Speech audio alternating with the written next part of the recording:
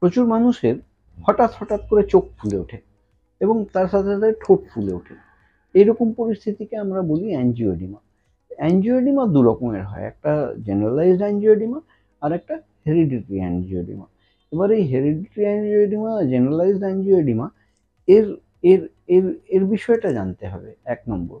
২ নম্বর হলো এর বেসিক্যালি যে ট্রিটমেন্টগুলো দেওয়া হয়, ডাক্তারবাবুরা দেন, সেটা হলো অ্যান্টি অ্যালার্জিক্স, অ্যান্টিহিস্টামিনস হাই ডোজের, বা প্রয়োজন পড়লে তার সাথে অনেক সময় ওরাল স্টেরয়েডসও প্রয়োজন পড়ে ওটাকে কন্ট্রোল করার জন্য। কিন্তু হঠাৎ করে কখন কোথায় ফুলে যাবে সেটা বিচার করা মুশকিল।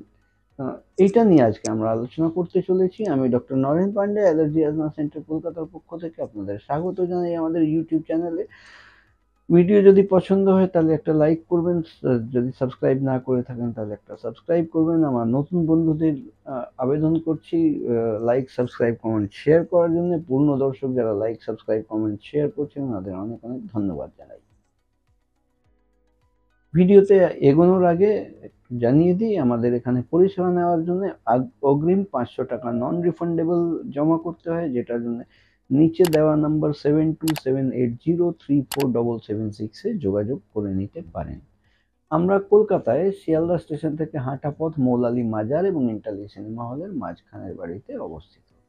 চলে আসি মূল আলোচনায়, অ্যাঞ্জিওডিমা। এই অ্যাঞ্জিওডিমা যখনই হয় তখন হঠাৎ করে চোখ বা ঠোঁট এগুলো ফুলে ওঠে আর বেদনা হয়, একটা ইচিং পার্টও থাকে, তার সাথে ইরিটেশন হয় এবং ব্যথাও থাকে অনেক সময়।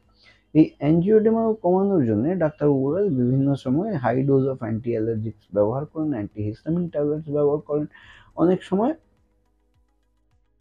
স্টেরয়েডও ব্যবহার করতে হয়, সেও বেশি মাত্রায়। কিন্তু এটা কখন কোথায় ফুলে যাবে সেটা জানা নেই। হঠাৎ করে ফুলে গেল, আমার কাজ অকাজও হয়ে গেল এবং ইরিটেশন ইন্টারনাল যেটা হলো সেটা তো হচ্ছেই, সেটা তো ভোগ করছি।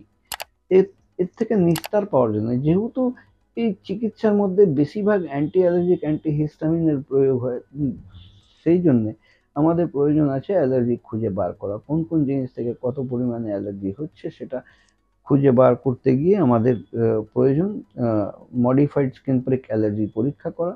মডিফাইড স্কিন প্রিক অ্যালার্জি পরীক্ষা করে চিহ্নিত করা যে কোন কোন জিনিস থেকে কত পরিমাণে অ্যালার্জি হচ্ছে। সেটা যখন আমাদের এখানে যে মডিফাইড স্কিন প্রিক অ্যালার্জি পরীক্ষা হয় সেটা ১৪৪ ধরনের হয়, যার চার্জেস লাগে ২৫০০ টাকা। এবং যখনই চিহ্নিত হয়ে যায় যে কোন কোন জিনিস থেকে কত পরিমাণে অ্যালার্জি হচ্ছে, তখনই আমরা তার প্রতিকার করতে পারি। সেই প্রতিকার করার জন্য সাবলিঙ্গুয়াল ইমিউনোথেরাপি ভ্যাকসিন নেওয়া হয়।